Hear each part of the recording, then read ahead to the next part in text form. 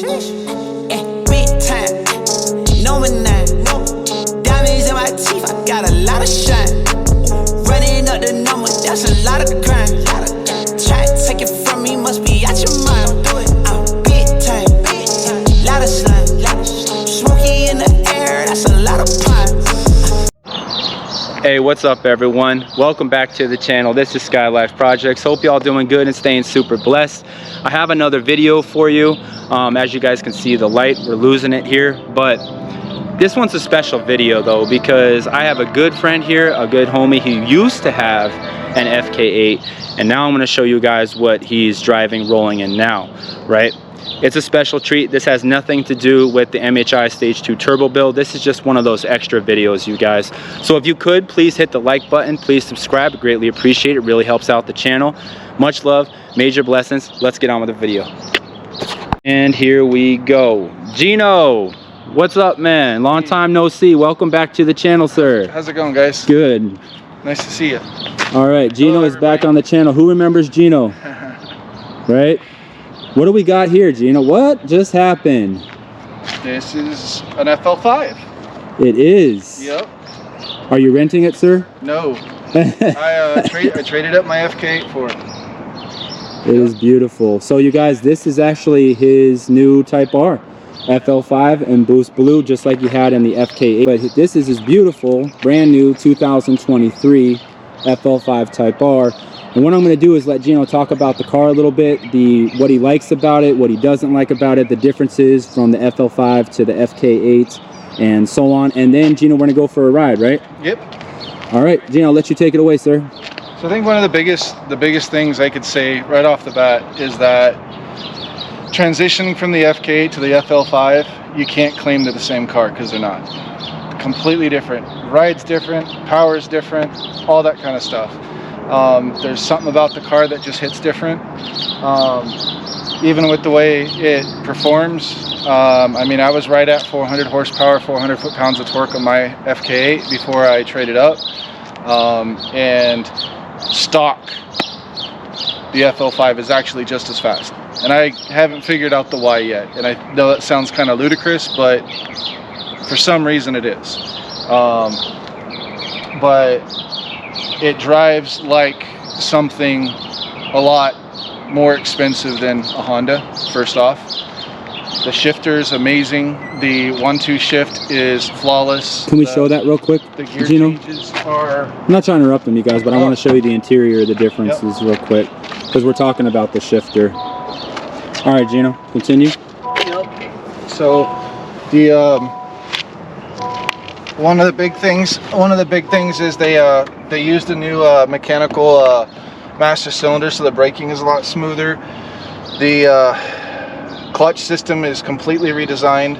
The amount of effort necessary for the clutch pedal it's almost weightless. It's a little weird to get used to, but once you do, the shifting is just so fast, it's not even funny.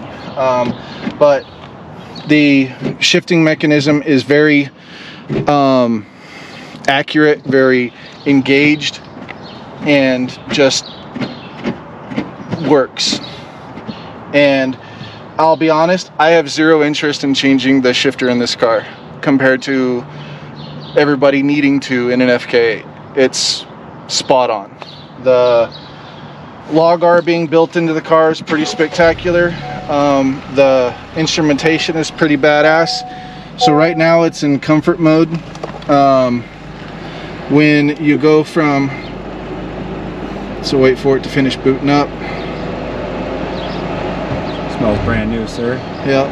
So comfort mode, nothing crazy there. Sport mode, the gauging changes. Everybody's probably seen this stuff before online. That's all fine and dandy, but the R mode is pretty spectacular.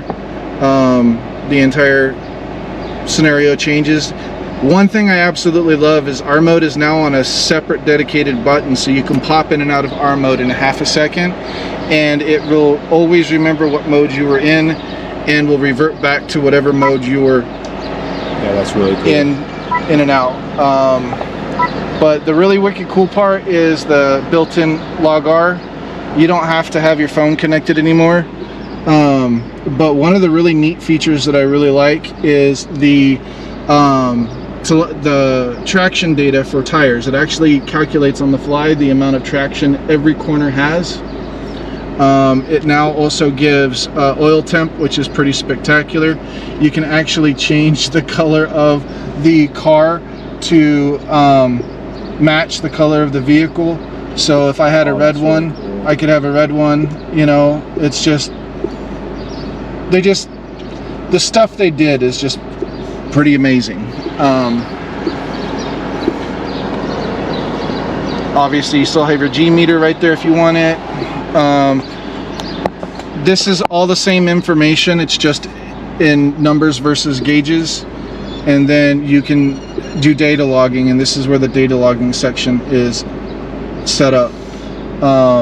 The Bose audio system is absolutely phenomenal. The head unit, you know, CarPlay works wirelessly now, so it's all quick, and I mean, compared to the previous head unit scenario, this is absolutely just night and day different. The car is much quieter, rides better. The seats, can't say anything more about the seats. They're just absolutely phenomenal. Right, I just felt them. They're incredible. Feel like a Porsche 911, right? Right. But honestly, very close in design. It's just a different vehicle. Yeah. It's night and day different. I can't really compare the two. If you're looking for the rawness of old school Hondas, the FK8 is definitely it. But if you're slightly older like myself at 47 years old and you're looking for a little bit more sophistication, better technology, better materials, better fitment. Right. Quality. I mean, I can actually take my parents in this car and they're comfortable. Yeah. The ride in comfort mode is not bouncy. They changed all the suspension geometry is different. They even adjusted the distance between the the second ball joint on the suspension system. I mean, there's not much other than the motor, which has a lot that's different about it compared to the FK8, but other than the motor, there's not a whole lot about the rest of the car that hasn't been touched. So beautiful. Want to show the engine real quick? Yeah. Gino, let's show them that. Don't worry about it. Well, party foul. Party foul. Shouldn't have been there.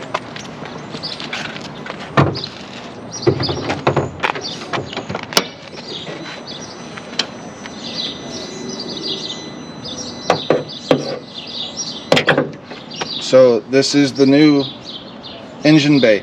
The one thing I still haven't quite figured out is there's something about the car where the front tires feel a little bit further away from you. Now granted, in the FK8 we all know that this space is a lot tighter, but where did the space come from? Because the entire overall length of the car is only 1.5 inches longer than the FK8. So where did this all come from? And I'm a little speculative on the fact that maybe they brought the tires forward slightly or something, because not only that, it doesn't spin. Even on the stock 265s, you kind of have to be being stupid to spin the tires.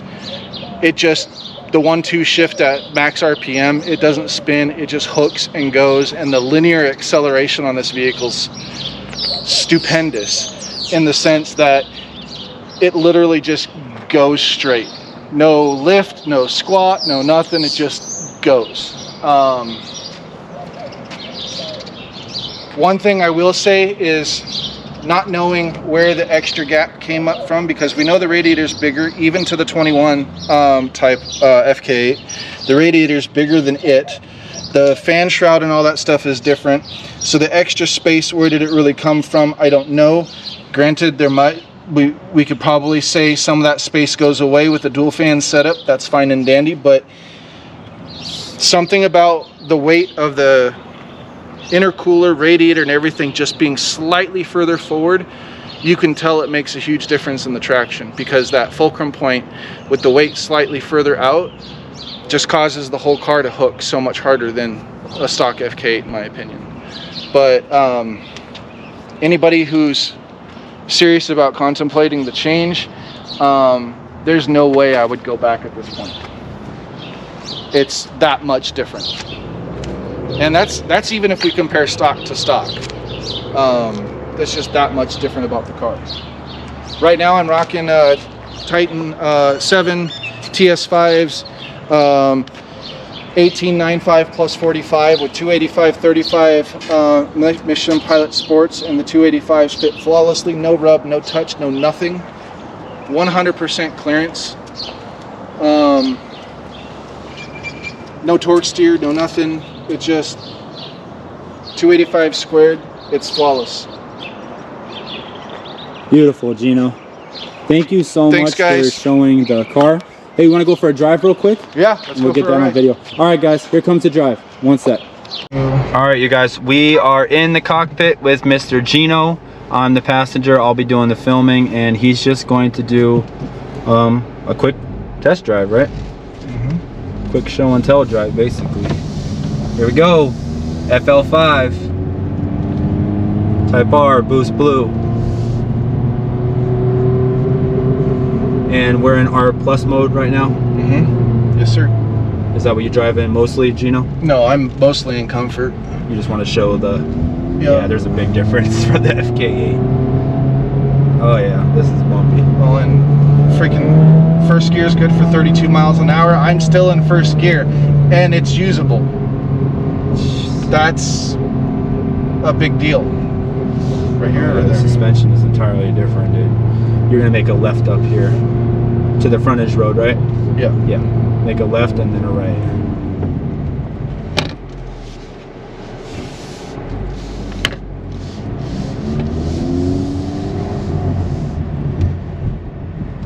And the steering wheel, it's just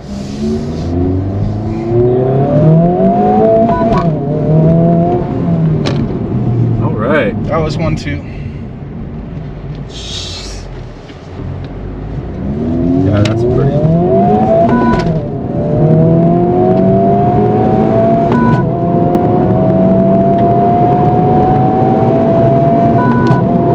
No lift shifts, stock. Well, at least I'm not lifting.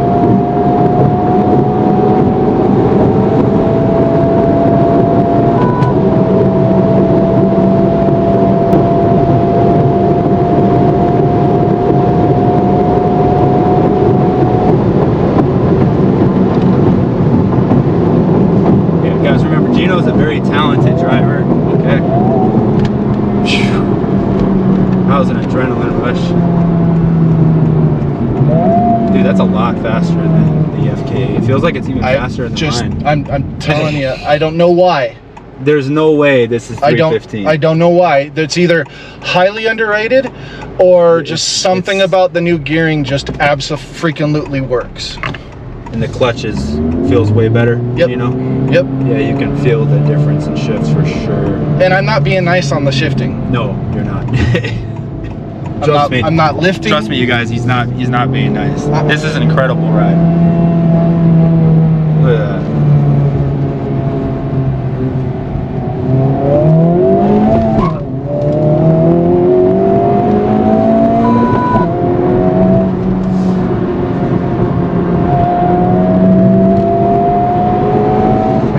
It just goes. It's like a missile. Yeah, it's like it's got a rocket engine behind it. Just the thrust. It does not drive like a front wheel drive car. It feels different than the FK8. Oh yeah. Oh yeah. Sure. And something about where the turning point is in the front tires is slightly out in front of you, so the front end tracks versus the car just following it. You can actually feel the nose move. Yeah. If that makes any sense. So it feels completely different driving it. So Gino, tell the viewers how you felt when you were trading in your FK8 for this FL5. You know, I was probably a good 14 in after the car, and I was a bit reluctant at first, but the moment I got it to drive it for the first time before I even signed the paperwork, I knew I had to have the car. That's how much different the car felt, and overall was. The interesting thing that I like is the individual mode. So like right now I have it set for R+ engine. There's no loss in enjoyment, and I'm freaking in comfort suspension right now. See, that's the beauty of it, right? Because you can control Left. Yeah, make it left.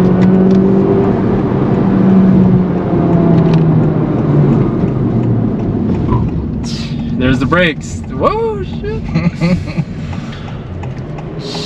The one thing I actually do appreciate a little bit better in this one, the brakes aren't quite as stabby on the initial touch as they were in the FK8, so you feel like you have a little bit more finesse with your braking, if that makes any sense. It's telling me to find a gas station. That's funny. There's just so much technology in this one.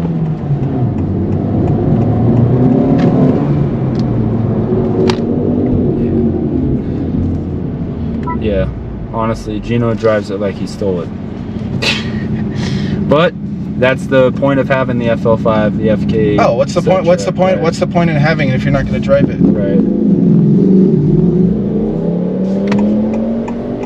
Pretty sure that guy just gave you a thumbs up, dude.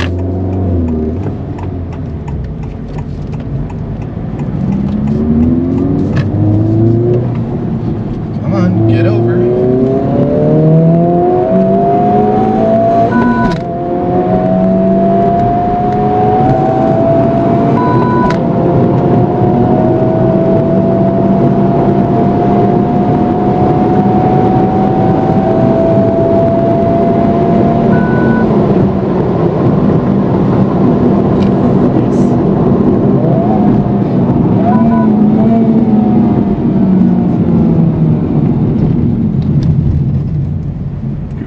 It drives so fast. I mean, You would not think it was stock. Comparing it to an FK, you would not think this car is stock. yeah, I feel like it has a couple mods to it. And it but doesn't. It doesn't. I might not actually even mod it for my purposes and what I like to do on the track. Once I'm ready to actually put it on the track, I'm not sure I'm going to touch it, frankly. Yeah. I don't necessarily feel like it needs it, bro. but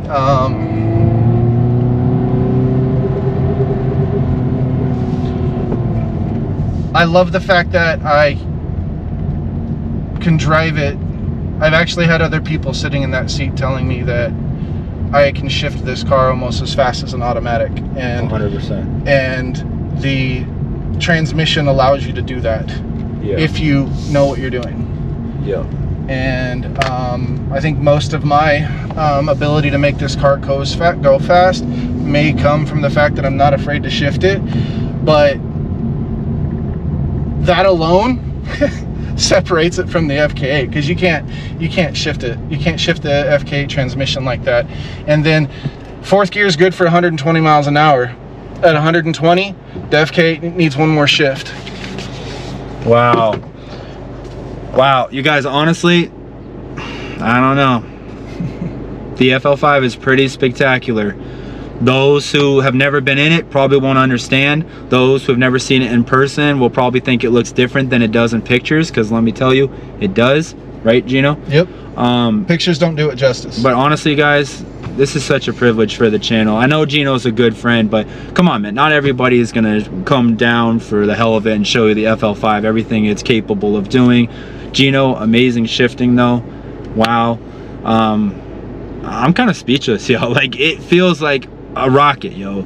Like, straight up, it literally feels like a rocket ship. Oh, and it's 92 degrees outside. And it's 92 outside in Glendale. I was still hitting 20 psi. Yeah. So that's something to... So that was at 20? Yeah, I was still... It doesn't cut as hard. Maybe Honda doesn't cut it as hard because they know this car has better cooling than the FK. I don't know. But it really doesn't cut the power as hard as it does with the FK either. But at 80 and below, it's unstoppable. Absolutely. What a treat. Thanks, guys. I mean, I'm kind of speechless, y'all, to be honest with you. But Gino, thank you so much for being on the channel. You're welcome. Well, this is why he wanted to show me the car. So, all right, guys. Until next time, much love and major blessings. Gino on the channel, Skylyfe Projects. See you guys next time. Another video, another day. Peace. Peace.